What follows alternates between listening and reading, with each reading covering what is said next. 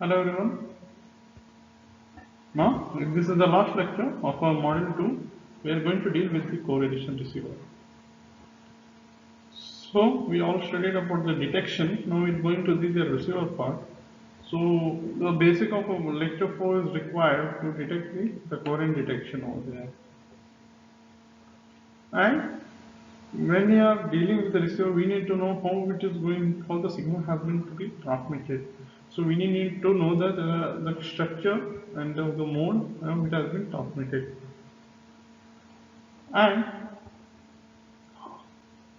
so we had studied the characteristics, how it's been converted, the geometric representation of the vector signals there.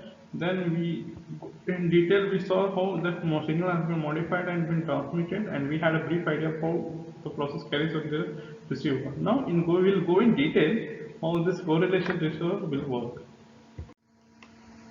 First, the correlation receiver, the optimum receiver for an AWGN channel, and for the case when transmitted signals S1 of t, S2 of t, S3 of t, so on up to S capital M of t are equally likely is called a correlation receiver.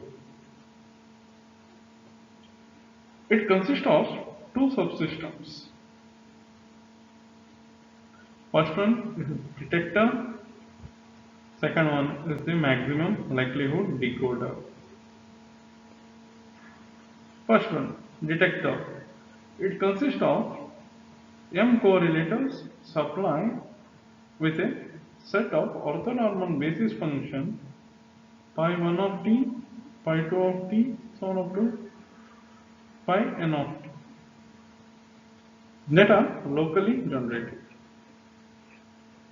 This bank of correlators operate on the received signal x of t, that is 0 less than or equal to t less than or equal to capital T, to produce the observation vector capital X. Second, the maximum likelihood decoder.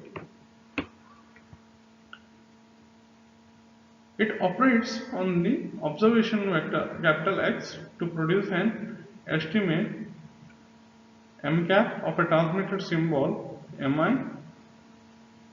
I is equals to 1, 2, 3, so on up to capital M, in such a way that the average probability of symbol error is minimized.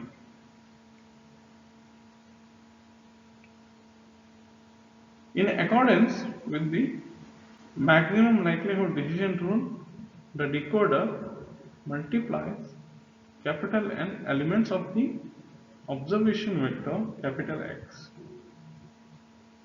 by corresponding the N elements of each of the M signal vectors S1, S2, S3 and up to S capital M.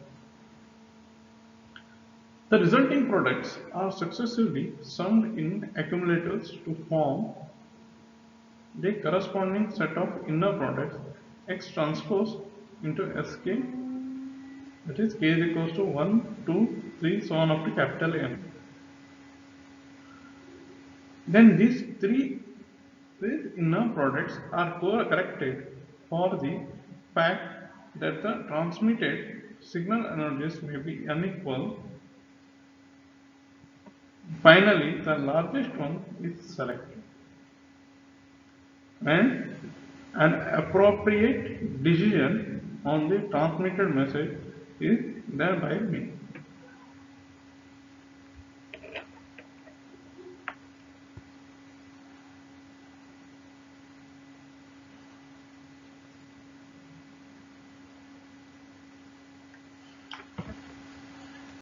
Look at this diagram. This is the signal, this is the basis function, this is the estimation time.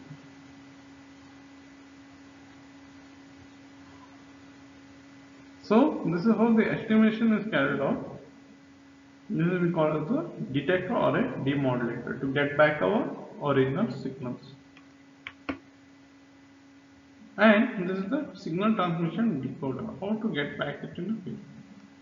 The signal S1 this has been multiplied with the accumulator, so that's a transpose here. The same thing, the E1 has been multiplied, and we have to check the estimation to be carried out. Estimated of all the signals multiplied with all the different signals S1, S2, and SM. Accumulator to calculate this and multiply with the X transpose and the particular signals what we are getting here, and then estimation has been done, and we get the output. This is how we carry out this.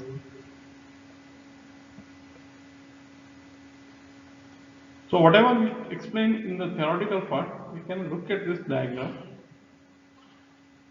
and we can get the clear picture.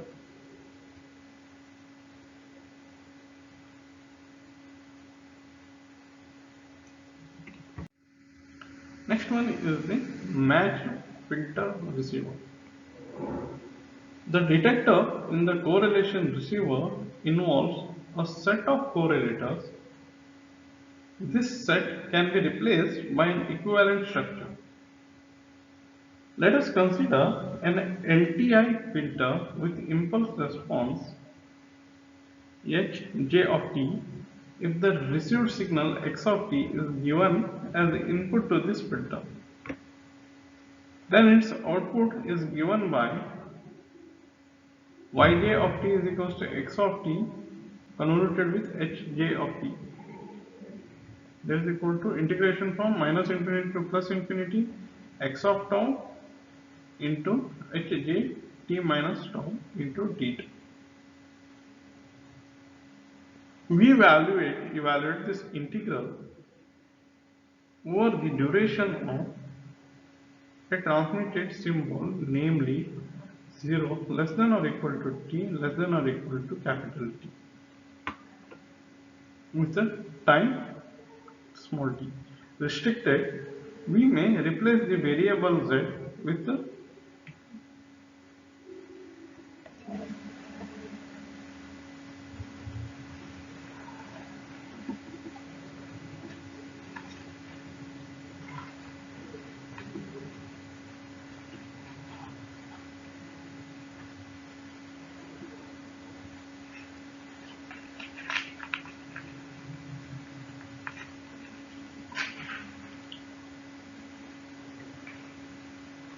now this equation Yj of t is capital T is equals to integrated from 0 to capital T x of t into Hj of capital T minus t into dt. That's equation 1. Considering a detector based on a bank of correlators, the output of the jth correlator is Hj is equals to integration from 0 to capital T of x of t into pi j of t into dt. That's equation 2.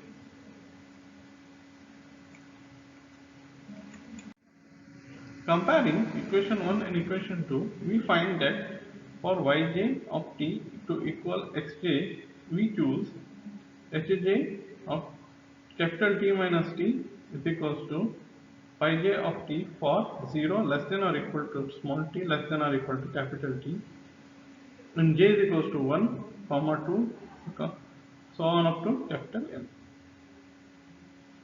That is Hj of t is equals to pi j capital T minus t for 0 less than or equal to t less than or equal to capital T, and j is equals to 1, comma 2, so on up to capital M.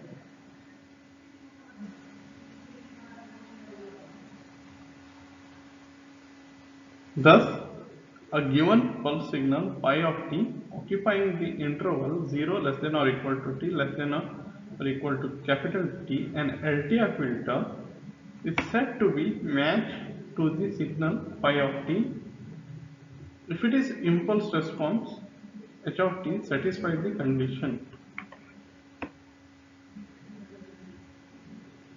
Then h of t is equals to pi of capital T minus t for 0 less than or equal to small t less than or equal to capital T. An LTI filter defined in this way is called a match filter. Correspondingly, an optimum receiver use match filter in place of correlators is called match filter receiver. That is defined in figure 8. You can see it here. What was the explanation told? That has been differentiated with this one. And it is been sampled and we got the observation vector x1, x2 and x3n.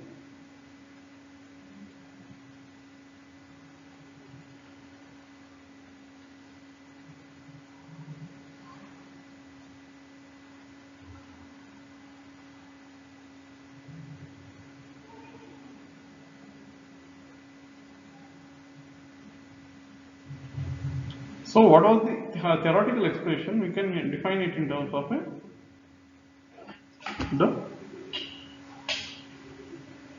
the diagrammatic form.